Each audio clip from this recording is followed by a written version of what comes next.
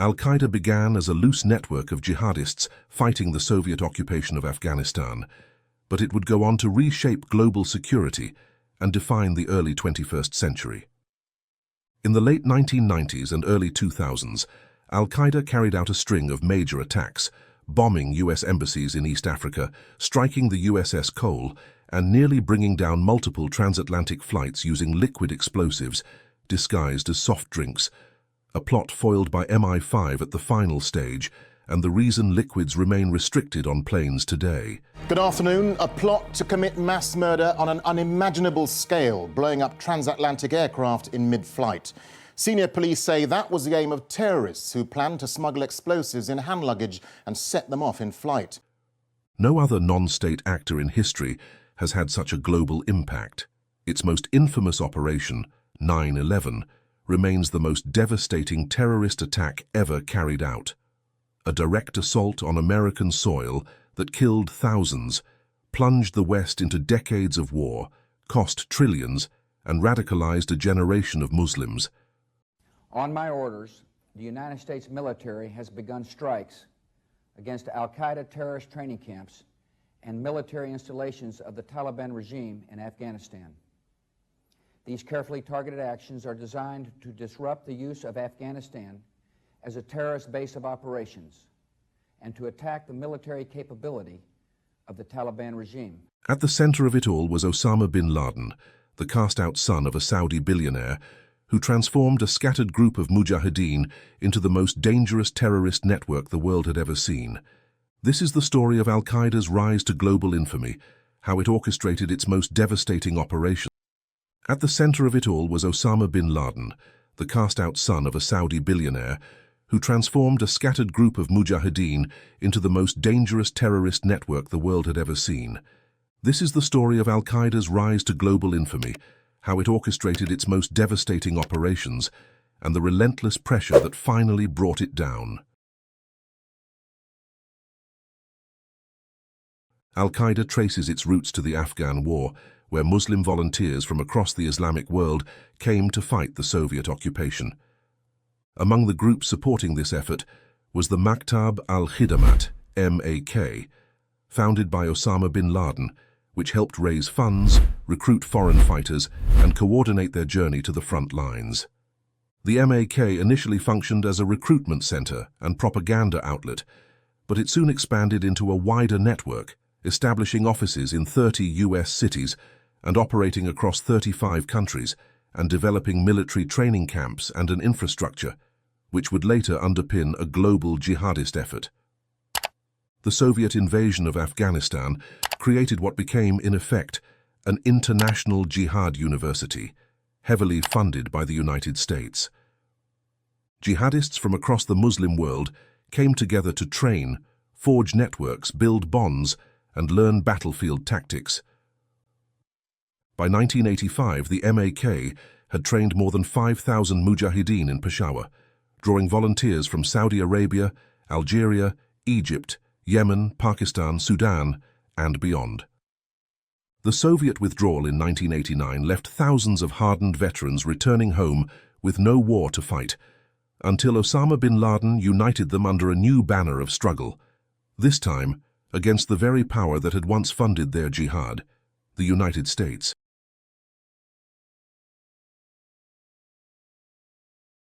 Osama bin Laden returned to Saudi Arabia to public celebrations, hailed as a hero and a defender of Islam. With an international network of battle-hardened jihadists scattered across the Muslim world, all he needed was a new cause. And he found one when Saddam Hussein's Iraqi army invaded Kuwait on August 2, 1990. With Saudi oil fields now within striking distance of Iraqi forces, the kingdom faced a grave threat. Its military was badly outnumbered and ill-prepared to resist an Iraqi advance. Bin Laden offered to lead 5,000 jihadists in the defense of Saudi Arabia, but the royal family rejected his proposal and instead turned to the United States for protection, a decision that, in Bin Laden's eyes, was both a personal humiliation and a betrayal of Islam. For Bin Laden, the arrival of American troops on Saudi soil protecting the holy cities of Mecca and Medina was a desecration that could not be tolerated. He denounced the deployment as a crusader attack on Islam, declaring that the Arabian Peninsula had been occupied by foreign invaders. When Saddam Hussein was defeated in February 1991, bin Laden's outrage only deepened. Rather than removing the American forces, the Saudi royal family allowed them to remain, a final betrayal that, in bin Laden's mind, stripped the kingdom of all legitimacy.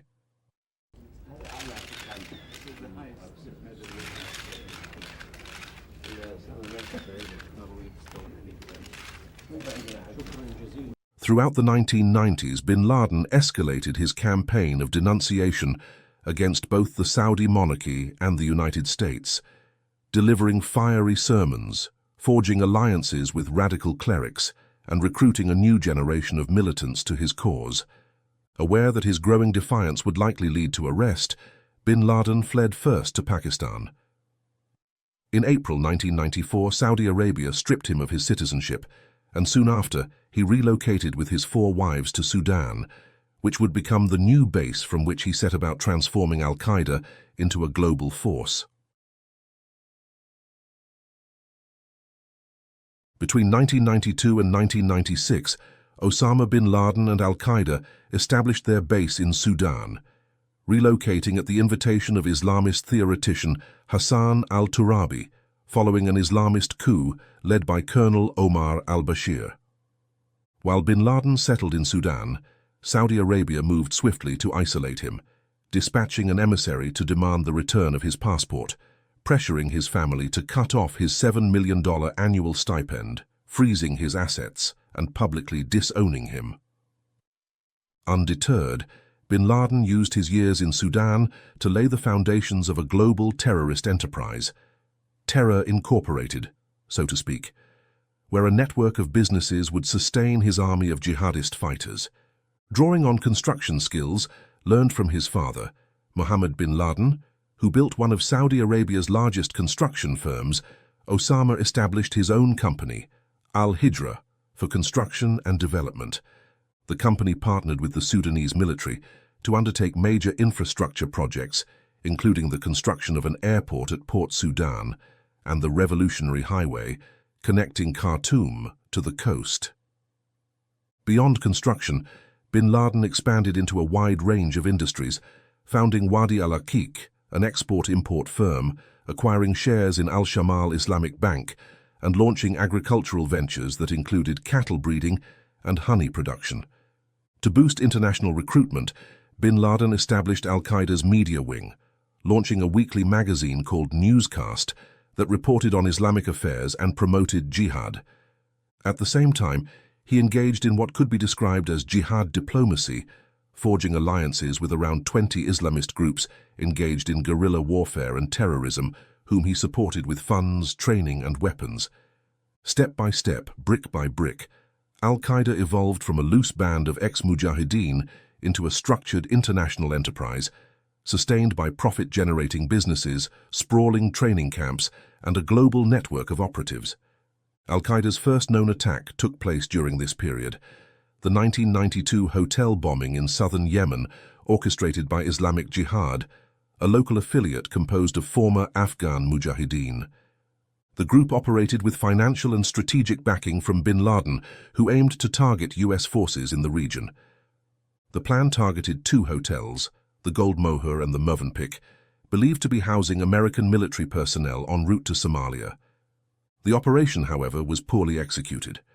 While both bombs were planted, the device at the Mövenpick exploded prematurely during placement, injuring the bomber, his assistant, and a hotel security guard. The second bomb at the Gold Mohur Hotel detonated as intended, causing significant damage and killing an Austrian tourist and a Yemeni hotel employee. No US personnel were harmed. Despite its limited success, the attack had a psychological impact. The US government soon announced the withdrawal of military personnel from Yemen. Though the Pentagon downplayed the bombing's role in the decision, Al-Qaeda saw it as a victory, one that emboldened its leadership and reinforced the belief that the United States could be pressured into retreat. By mid-1996, mounting US pressure, forced Sudan's leadership to end its protection of bin Laden, leaving him with no choice but to leave the country. With 3 wives, numerous children, and scores of loyal fighters, he set off for Afghanistan.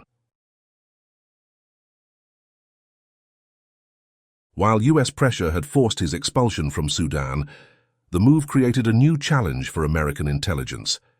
In Sudan, he could be monitored. In Afghanistan, he was free to operate without surveillance. He quickly strengthened his relationship with the Taliban, deepening his ties with its leader, Mullah Omar, through the marriage of one of his daughters. In return for sanctuary, bin Laden provided the regime with financial support and a dedicated Al-Qaeda unit to assist in its fight against the Northern Alliance. This unit, known as the 055 Brigade, was composed of around 2,000 Al-Qaeda fighters embedded within Taliban forces. In 1996, after years of civil war following the Soviet withdrawal, the Taliban captured Kabul and declared the Islamic Emirate of Afghanistan. Now, in a country ruled by fellow mujahideen, Osama bin Laden was free to declare a global jihad. He issued his declaration of struggle against the Americans occupying the land of the 2 holy mosques, calling on Muslims worldwide to take up arms against US forces. With that, bin Laden set in motion the first phase of what would become the War on Terror, a conflict that would engulf the West for decades. Soon after bin Laden's declaration of war, Al-Qaeda carried out its first major attack, the 1998 US embassy bombings in Nairobi, Kenya, and Dar es Salaam, Tanzania, an operation far greater in scale, coordination, and impact than anything the group had attempted before. The operation was carried out by a cell of experienced Al-Qaeda operatives who had trained in Afghanistan and Sudan. Safe houses were rented in both cities, and explosives were smuggled in and sourced locally. The team assembled massive truck bombs, each packed with 1,000 to 2,000 pounds of TNT, hidden in wooden crates and placed in the beds of modified Toyota trucks designed to resemble ordinary delivery vehicles. On the morning of August 7, 1998, both trucks were driven to the US embassies in Nairobi and Dar es Salaam, each considered a soft target due to their exposed, lightly guarded urban locations. In Nairobi, the attackers attempted to bluff their way past security.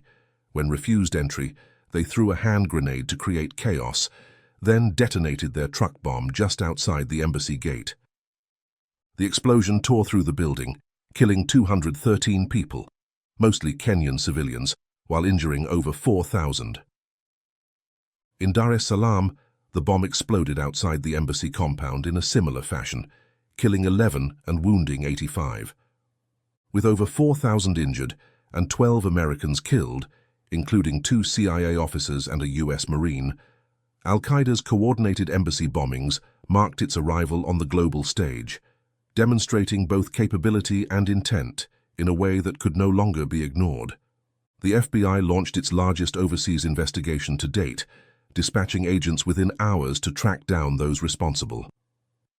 One of the attackers, Mohammed al-Ohali, fled to Karachi using a forged Yemeni passport. With a photo that didn't match his face, he was quickly identified, captured, and extradited to the United States. On August 20, 1998, President Bill Clinton ordered cruise missile strikes in what became known as Operation Infinite Reach, targeting Al-Qaeda training camps in Afghanistan and the Al-Shifa pharmaceutical factory in Sudan, suspected by US intelligence of producing chemical weapons. Although the strikes dominated international headlines, they failed to eliminate bin Laden or meaningfully disrupt Al-Qaeda's operations. If anything, they elevated his status in jihadist circles. He had orchestrated a coordinated international assault on the United States and lived to tell the tale. The embassy bombings confirmed Al-Qaeda's operating model, coordinated high-impact attacks designed not only to capture global attention and inspire a new generation of jihadists, but also, above all, to provoke the United States into an open conflict. After the East Africa bombings, Al-Qaeda's leadership began pursuing more strategic targets that could harm US forces while minimizing Muslim civilian casualties. partly in response to internal criticism that the 1998 embassy attacks had killed too many fellow Muslims. The next major operation was the bombing of the USS Cole, a US-guided missile destroyer attacked on October 12, 2000, while refueling in the Yemeni port of Aden. Planning began in 1999 under Abd al-Rahim al-Nashiri, a Saudi national appointed by bin Laden as Al-Qaeda's chief of operations for the Arabian Peninsula. Working with Jamal al-Badawi, an Al-Qaeda operative based in Yemen, he oversaw the establishment of a logistical cell to support the attack. Al-Qaeda's financial networks provided Abd al-Rahim al-Nashiri with the funds to purchase a used fiberglass boat, an outboard motor, and large quantities of explosives.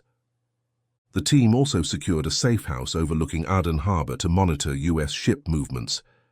Osama bin Laden, whose family had roots in Yemen, took a personal interest in the attack, viewing the US military presence as a direct affront. Nashiri traveled to Afghanistan to brief him, and bin Laden personally selected 2 suicide bombers who had trained in Al-Qaeda camps. He later sent them to Yemen for further instruction in seamanship, navigation, and detonation, where they were placed on standby until the right moment. On the morning of October 12, 2000, the USS Cole arrived in Aden for a routine refueling stop. Alerted by a lookout, the Al-Qaeda team loaded the boat with explosives and approached the vessel. At 11:18 a.m., the small craft approached the USS Cole. The 2 men on the fiberglass boat smiled and waved to the US sailors, feigning friendliness, before detonating the charge. The blast tore a 40-foot-wide hole in the ship's hull, killing 17 US sailors and injuring 39 others. The crew fought to stabilize the ship and prevent it from sinking, eventually keeping it afloat until it could be returned to the United States for repairs. The attack provoked outrage in the United States, prompting President Bill Clinton to condemn it as an act of terrorism and the FBI to launch a major investigation. Yet no immediate retaliation followed. With the administration in its final months and the perpetrators not definitively identified in real time, the Clinton White House chose restraint. CIA Director George Tenet would later reflect, "We were at war, but we didn't realize it." In hindsight, the lack of a US response was widely seen as appeasement and emboldened Al-Qaeda. Intelligence later revealed that bin Laden had expected a retaliatory strike and was reportedly frustrated when none came. His next attack, however, would change everything, successfully drawing the United States into a 20-year war. The 9/11 attacks were the culmination of Al-Qaeda's long-standing strategy to strike the American homeland. The idea of using airplanes as weapons came from Khalid Sheikh Mohammed, who, in 1996, proposed a plan to bin Laden to hijack multiple commercial jets and crash them into high-profile US targets. Bin Laden approved the operation and served as overall commander, while Khalid Sheikh Mohammed acted as its chief architect and day-to-day planner. Central to the operation were 4 Western-educated extremists based in Hamburg, Germany, who were recruited by Al-Qaeda and sent to training camps in Afghanistan. Among them, Mohammed Atta, an Egyptian engineering student, emerged as the leader of what became known as the Hamburg Cell.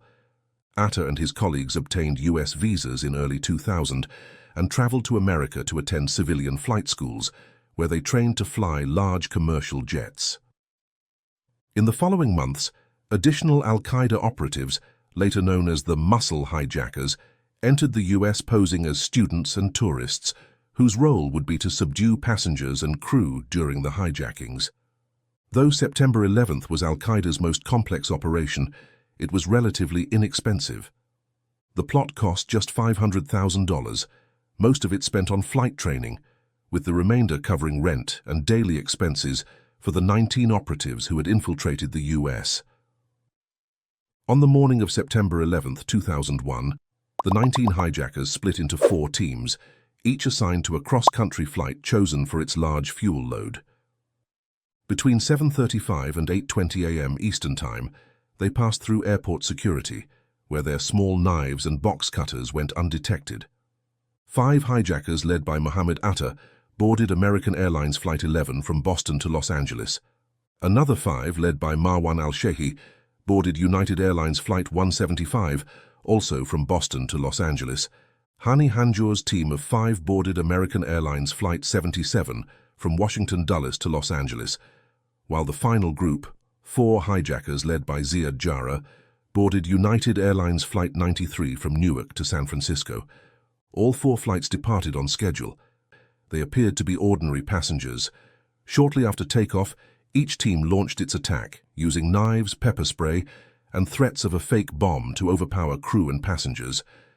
Within minutes, they seized control of the cockpits and redirected the planes toward their intended targets. The first crash occurred at 8:46 a.m., when American Airlines Flight 11 flew directly into the North Tower of the World Trade Center in New York City. The Boeing 767 tore through floors 93 to 99 of the 110-story skyscraper, igniting a massive fire. Hundreds were killed on impact, and those above the impact zone were trapped. New York and the world watched in shock as the North Tower burned.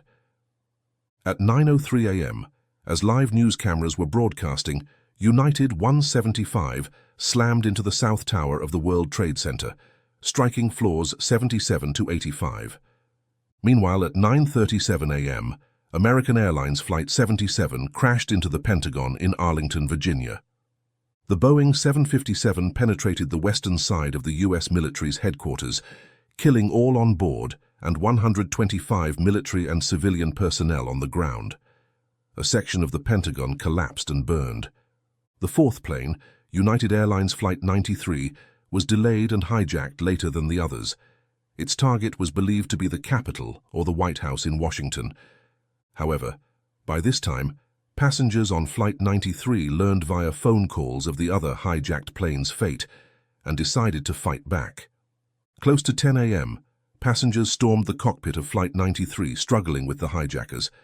In response, the hijacker rolled the plane and, realizing they would be overpowered, crashed the plane deliberately at 10:03 a.m.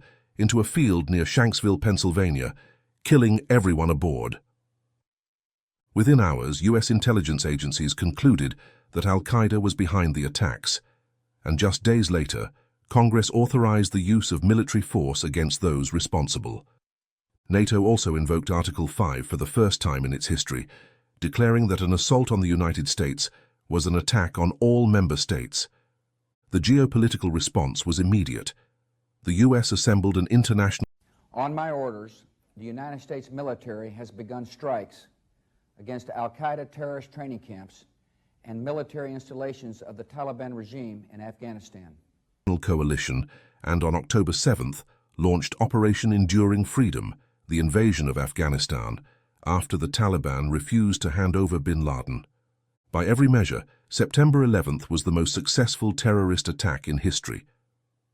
Nearly 3,000 people were killed, the World Trade Center was destroyed, and the Pentagon, the nerve center of the U.S. military, was directly hit. The immediate damage exceeded $10 billion, but the long-term impact was far greater.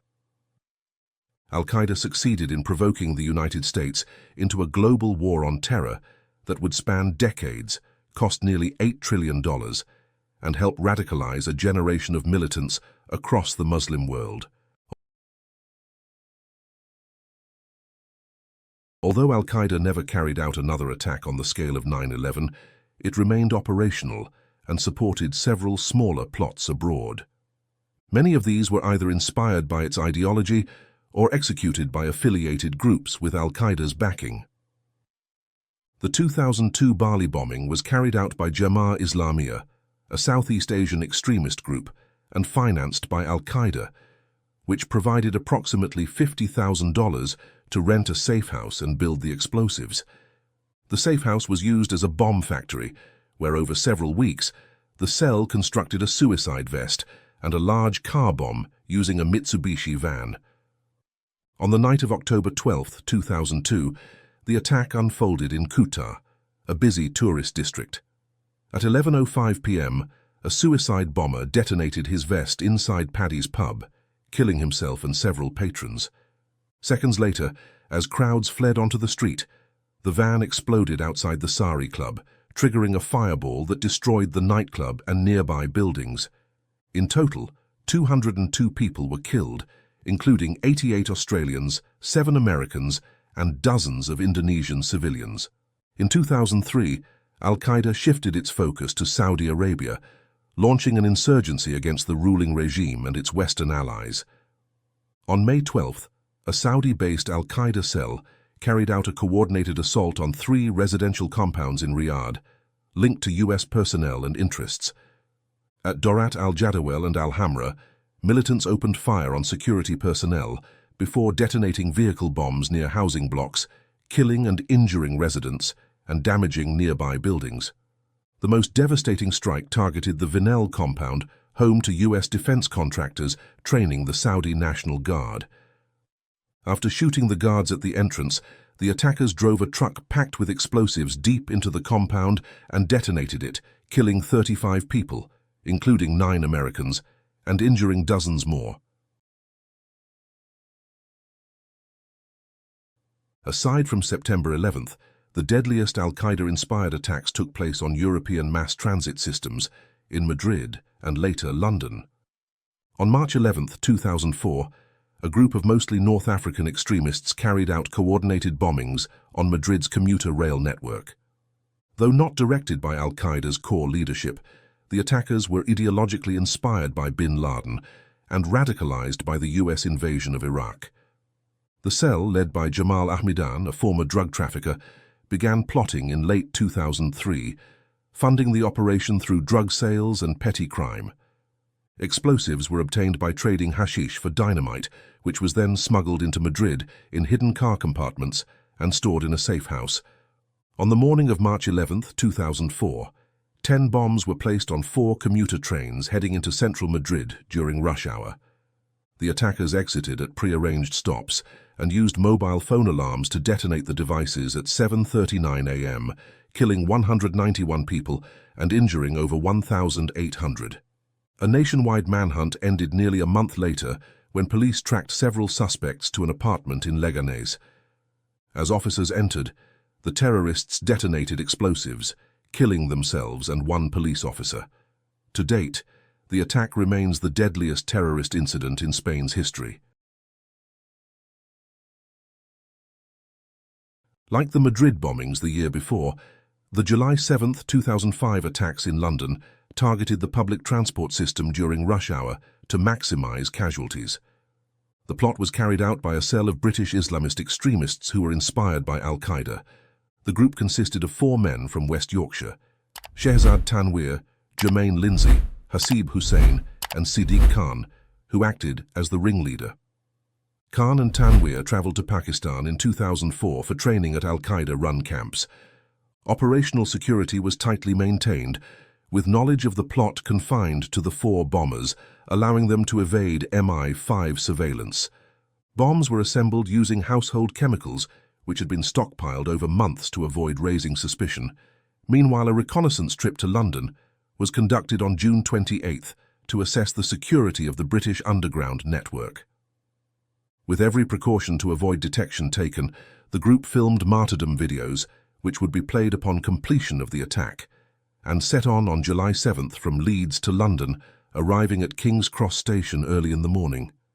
Entering the underground tube system on separate lines, 3 bombers detonated at 8:50 a.m. on separate trains, whilst the last bomber blew himself up on a double-decker bus nearly an hour later, killing 52 and injuring more than 700.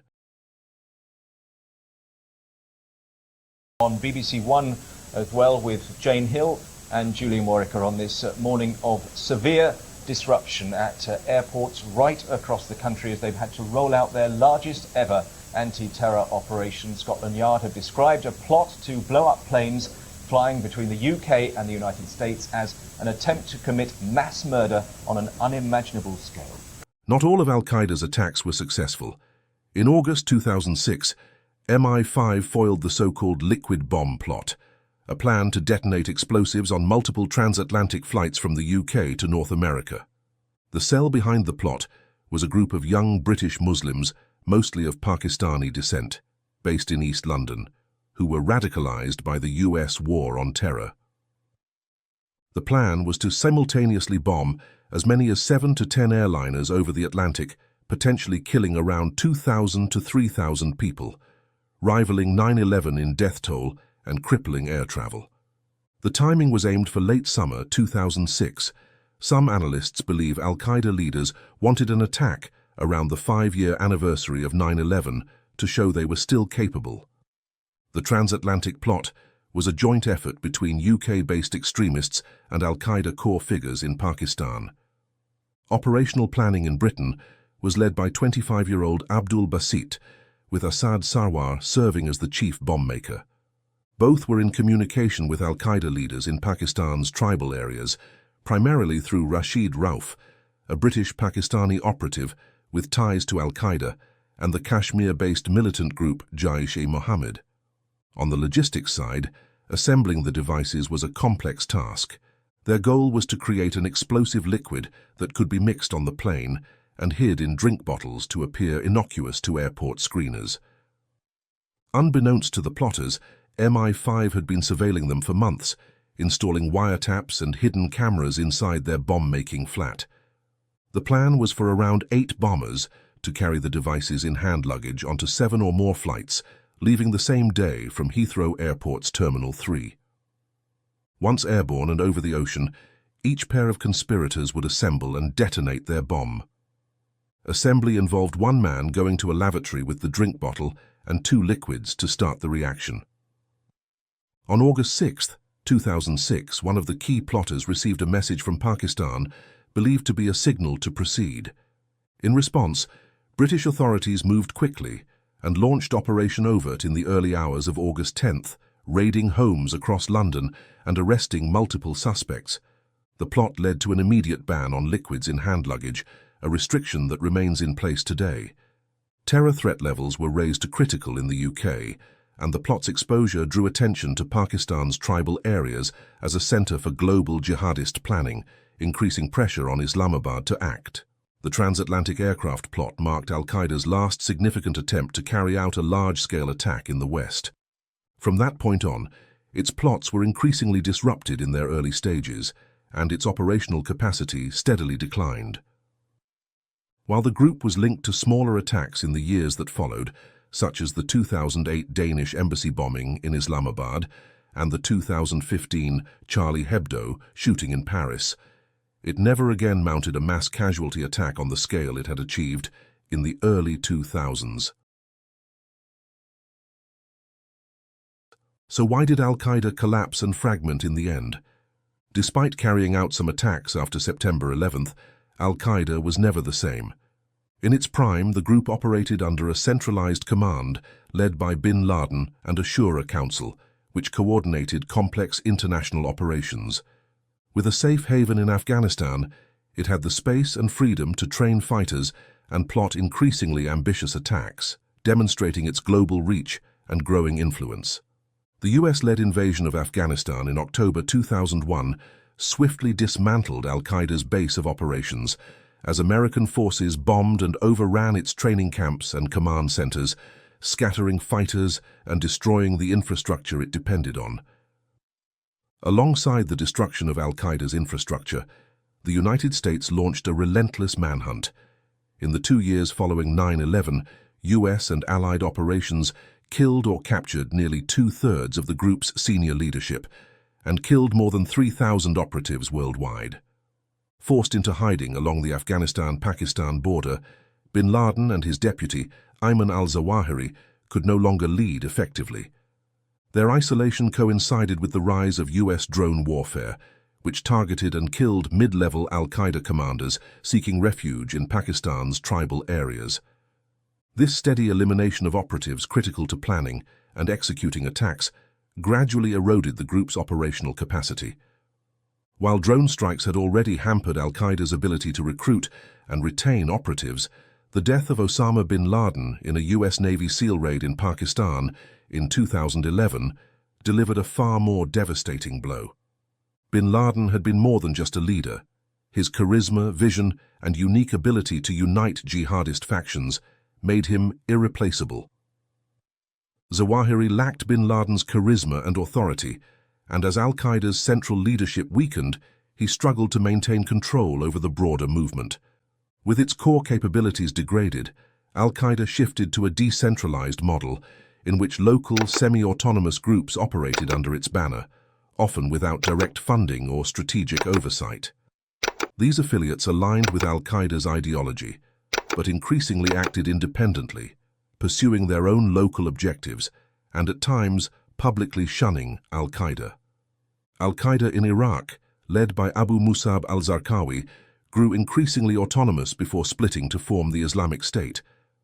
A similar pattern emerged in Syria, where Al-Qaeda's affiliate Jabhat al-Nusra, led by current President Ahmed al-Shara, rebranded as Hayat Tahrir al-Sham to distance itself from Al-Qaeda and gain local legitimacy. The emergence of ISIS did not help either, splitting the global jihadist movement between two rivals, one aggressive and ascendant, the other weakened and increasingly irrelevant. Relentless Western pressure in the aftermath of 9/11 shattered the original Al-Qaeda model. The world became a far more difficult place to carry out mass casualty attacks, as security architecture was overhauled, cockpit doors were reinforced, air marshals deployed, and passenger screening made significantly more rigorous. Terror financing laws were tightened, and terrorist mobility was severely restricted through biometric checks, international watch lists, and expanded intelligence sharing. In essence, September 11th was Al-Qaeda's final major act. The group had accomplished much of what it set out to do, drawing the West into wars that cost trillions and would last decades, destabilizing entire regions and radicalizing thousands.